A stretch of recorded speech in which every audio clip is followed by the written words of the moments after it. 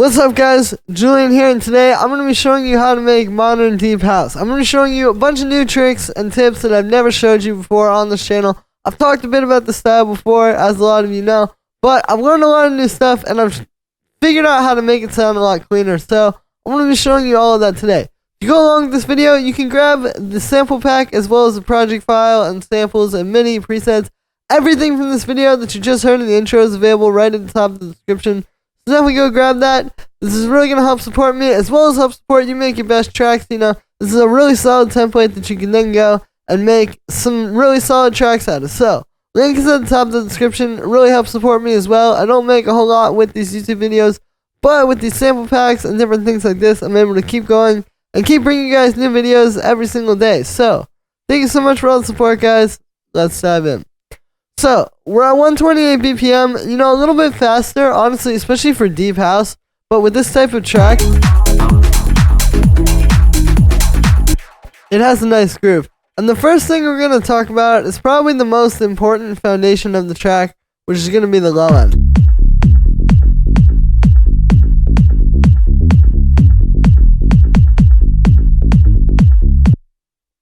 So, you can hear with this track, the bass is kind of doing two things, right? It's a groove, but it's also playing a chord progression.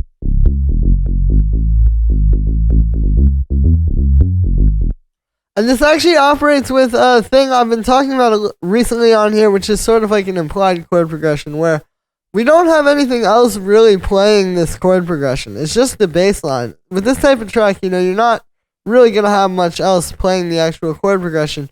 But even though you're not hearing the actual chords, you can still kind of tell the feeling of what each chord is supposed to be. Like, this is C sharp minor, and you know it's C sharp minor, and you know it's like that minor feeling because of the notes that it goes to next. Right, like that. Don't. That wouldn't be happening if it was major. So that feeling of the chord progression is still communicated, even if it's just through the bass line. But then, like I said, it's also the groove. So what you want to do is you start with your kick, really, and try to create a groove where without any other drums, just the kick and the bass, it makes you groove a lot. Because the idea here is like, you don't need all those other drums, so then when you add them, it's going to be even better. But that bass line and the groove needs to stand on its own with just the kick to sound really solid. I recommend starting with the groove, really, and then adding the actual, like, progression if you want to do a bass line like this. You could also do a bass line that's just, like, even one or two notes, 3 notes for this style, 4 notes. But I like these, like, kind of deeper progressions, and I wanted to explain how to do it. So, for the sound on the bass line, it's very simple. It's operator, but there's no FM happening.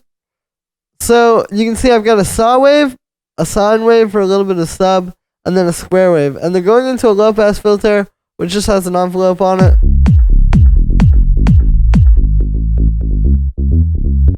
Very simple, but it's just the fatness of all 3 of those waveforms coming together, and then kind of taming it with the low-pass. And then it's just being sidechained to the kick. Very simple, but it's just a solid patch, and that's all you really need. It's better than adding all that extra processing. And then for the kick, so this is also no processing. It's just 2 layers side by side. You can see I'm using EQ3 here, and so what we're doing is we're just got one for the mids and highs.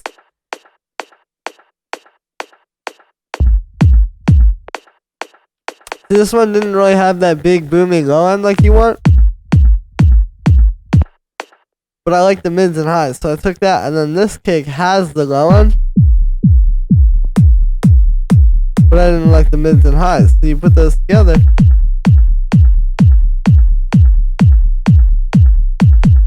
And it's an easy way of making a kick, and it's not just about being easy, but it's really the best way, because a lot of times, if you do all that extra processing, and like you have one layer that's just like at the start of the kick, and one layer that's like the sub at the end, and you try to do too many layers, it can get really messy.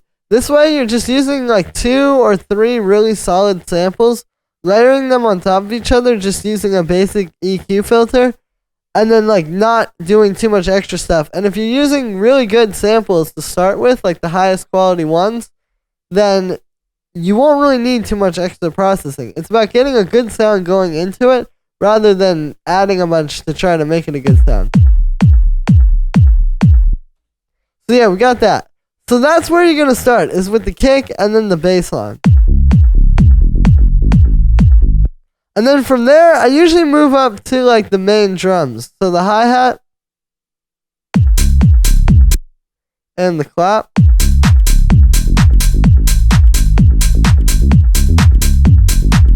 Right, once we have that kick and bass line groove sounding really good just on their own,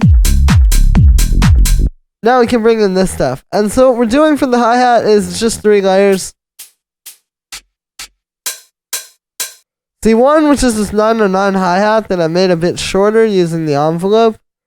This is something that's done a lot in these tracks, and it's very easy to do. You just take a 909 hi-hat and just make it short with that.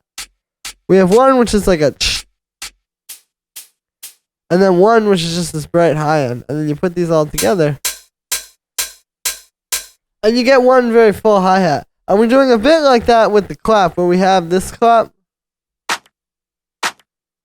like a nice punchy clap. And then this, which is almost like a snare, and it's just in there a little bit. So here's that main clap on its own.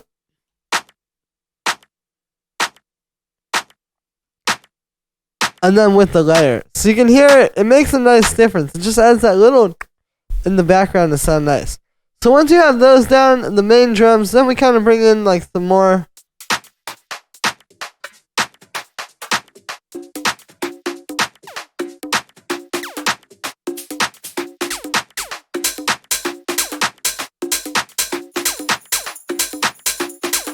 You know, pretty straightforward stuff, but it's just a lot of different elements that make up the groove here. Like, this style of stuff is pretty complex when it comes to the drums, you know?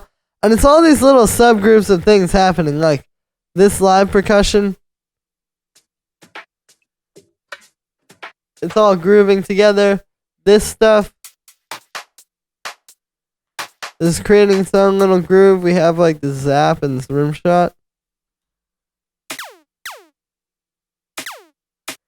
And you can hear all these different things are playing off of each other, and then it all comes together to make up that whole groove. And then the last layer here for the percussion would actually be this.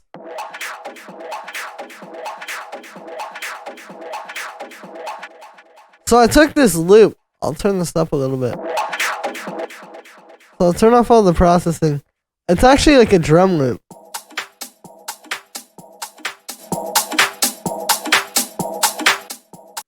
Right? And then I actually put on like, so first is this bandpass filter, which you can hear is just like opening and closing with this LFO.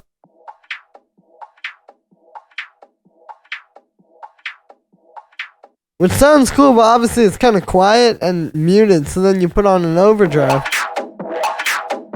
And you get like this very full sound. But it's still rhythmic because you have the LFO on there set to half notes. So it fits really nicely with what's already happening. Right? But then I have an echo on there.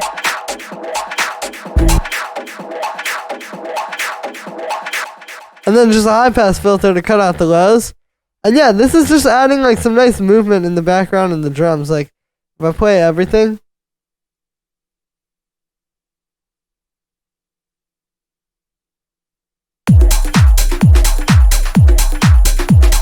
Just having that.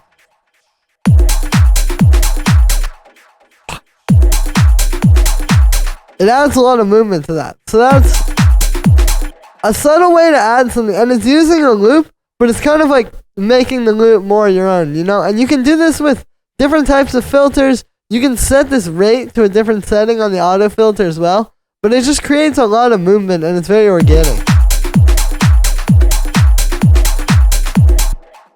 So that's all the main elements. I would start in exactly that order I just showed you. And then once you have that stuff, you can move up to the synth up here.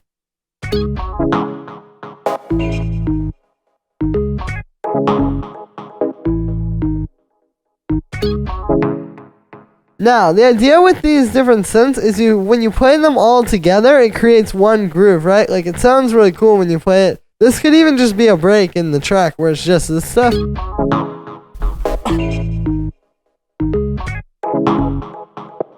But each element on its own is very, very simple. Really not even playing that often usually. Like this chord stab, for example. If I just play that on its own. Right? Like it's a very simple thing. But it's when it all comes together. And these are all made with different techniques. Like this one here, for example, is just a sample. And it's just pitched across different octaves in key with the bass line. Same thing, this one's also a sample, but it just plays one note. These two play off of each other. They're both made with synths. It's just like I was saying the percussion. You have the different elements playing off each other in different ways, and then that's all coming together. Right, you get like... And the idea here is you have the darker one first, and then the kind of more like punchy one second, and that creates a nice groove, versus if you did the opposite order, it wouldn't have quite the same groove. And so these are just made, like this is made with analog, it's just square wave, saw wave into a low pass filter with an envelope. This one is operated, some sine waves doing FM. And then we have this bandpass filter with an envelope, and also the hard shaper. And you can see I have some automation on the filter, so it's kind of like not the same thing twice. Right? Like it's always a little bit different.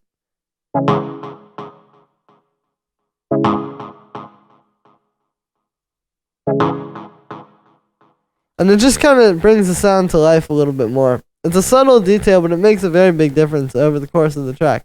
This is also a synth. This is just this little wavetable patch with this sine wave with some pulse width and sync, and then another one which is detuned. Got a low pass filter. That's also got some automation on it. You know, a few effects. And then this up here is just a house organ. You've heard that before, right? It's just a sample. It doesn't even have any processing on it. It doesn't need it. But you may be asking yourself, why is it just playing these random notes? Well, these aren't actually random notes. If you notice, it's actually the same color MIDI as the bass line. So what this is it's the bass line. I took the bass line, copied it up there, and then I just took out different notes. So basically, like, you have this bass line playing this constant thing, and then the organ just plays some of the notes from it.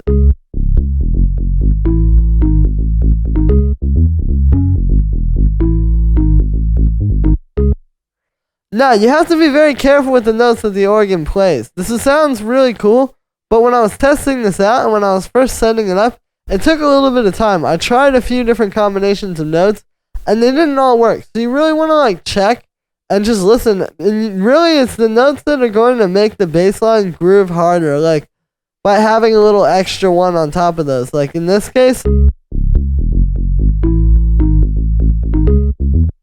these really bounce off of that bass line nicely.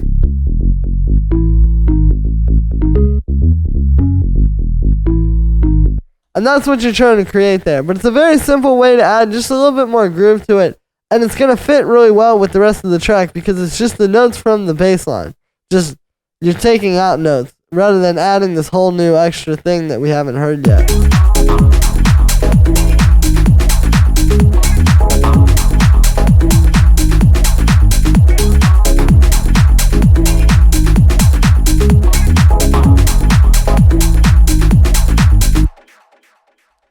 So that's gonna be it for this one, guys. I hope you enjoyed. As always, make sure to like this video as well as subscribe, and let me know what you think of this video in the comments. You can check out all the information for my custom tutorials and ghost productions and lessons and stuff like that. It's all at the top of the description, as well as you can also grab the template and samples and MIDI and presets. The whole pack from this video is available right at the top of the description for just $5. It's a super accessible way to get a really high quality template to build your best tracks you've ever made off of. So, if you want to make your best music, definitely click that link at the top of the description. Go grab it. It'll help support me, and it also helps support yourself. so you can make your best music. And the thing is, I don't make a whole lot off of YouTube. It's really not that much, but with these sample packs, I'm able to keep going and keep bringing you guys new videos every single day. So, thank you so much for the support, guys, and I will see you tomorrow with another video.